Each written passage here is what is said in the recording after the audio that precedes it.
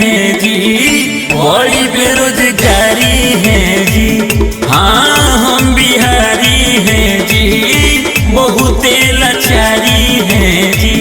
झूठों में तारीफ करते मनोज तिवारी हैं जी, ऐसे हम बिहारी हैं जी, बड़ी बेरोजगारी है जी।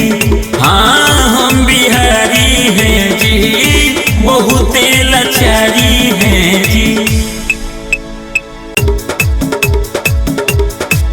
हाँ दिल्ली गुजरात में जाके सुनते रोजगारी है जी, ऐसे हम बिहारी हैं जी, बड़ी बेरोजगारी है जी।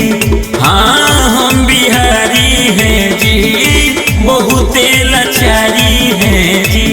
झूठों में तारीफ करते मनोज तिवारी हैं जी, ऐसे हम बिहारी हैं जी, बड़ी बेरोजगारी है जी।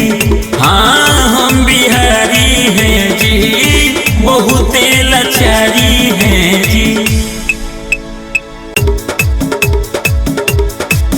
हाँ दिल्ली गुजरात में जाके सुनते रोजगारी है जी, ऐसे हम बिहारी हैं जी, बड़ी बेरोजगारी है जी।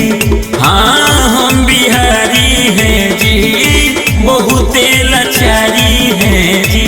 झूठों में तारीफ करते मनोज तिवारी हैं जी, ऐसे हम बिहारी